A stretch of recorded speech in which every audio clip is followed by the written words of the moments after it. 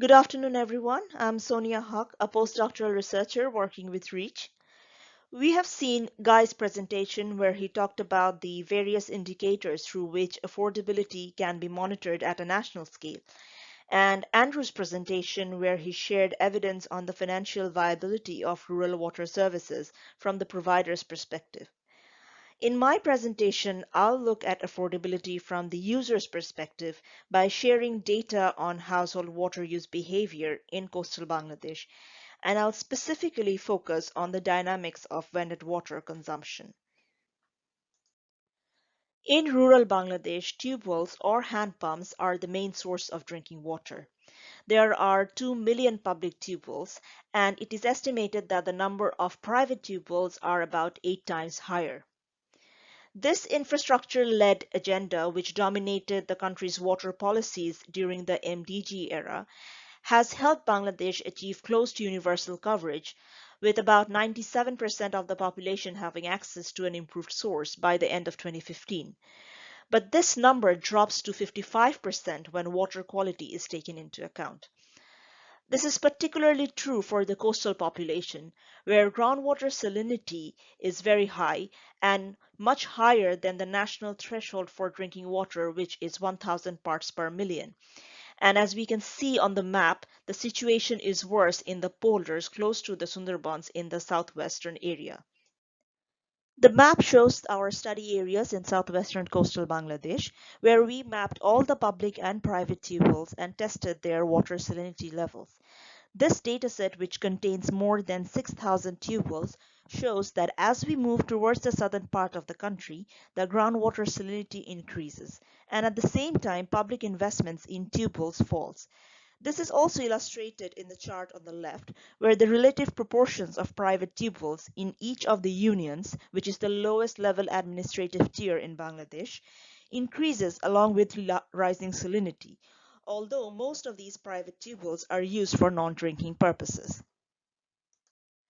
To address these gaps in public provision, there has been a lot of investments by donors, local entrepreneurs, and philanthropists, and these include a number of sources such as pond sand filters, reverse osmosis plants, rainwater reservoirs, and so on. Interestingly, we noticed that in the past 2 years, there has been a huge investment in private reverse osmosis plants which desalinate groundwater and sell it to distributing vendors at a cost of taka zero point 0.5 per liter or $6 per meter cube. Distributing vendors, which include trawlers and motorized tricycles as we see in these pictures, get water from these reverse osmosis plants or motorized tube wells, community ponds, and rainwater reservoirs and deliver them to households in containers of 10 to 30-liter capacity. The price of water for these households depends on the source of water as well as the location of the household. And the highest price is for water sourced from motorized tube wells and the reverse osmosis plants, ranging from 8 to 18 US dollars per meter cube. And the lowest charge is for the community ponds and rainwaters, which are essentially free sources for these distributing vendors. We surveyed more than 3,000 households in our study sites, and we asked people to identify all the sources of drinking water they used in the past 1 year, and of those sources, which one was their main source. Our data shows that about 26% of households used vended water, whether from the reverse osmosis plants or the distributing vendors, as one of the many sources during the past 1 year, and 12% used vended water as their main source. There is a bit of spatial clustering when it comes to using vended water, as we can see from the purple dots in the map. And these dots are interspersed with red dots, which refer to surface water. This implies that in absence of alternative sources, those who cannot afford to purchase vended water may resort to poorer quality surface water as an alternative.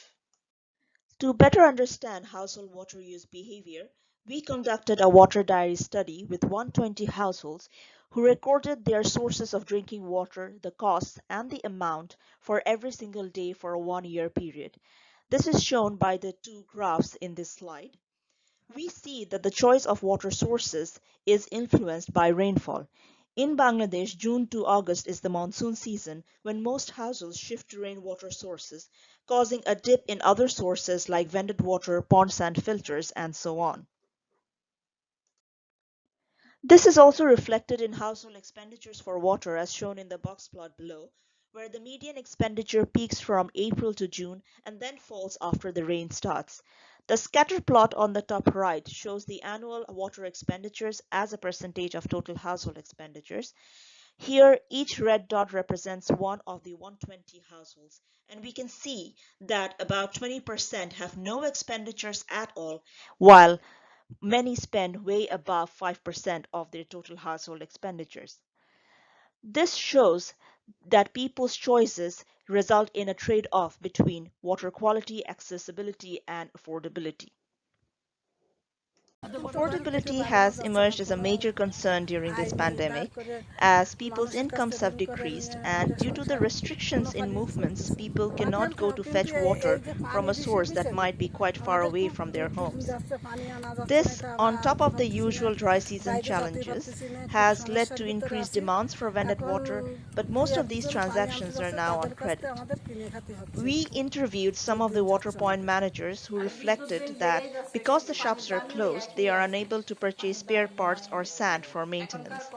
And this has led to further decline in water quality for pond sand filters and reverse osmosis plants. I'll end my presentation here with a short video of our interviews, and more are available on our website. Thank you everyone for listening.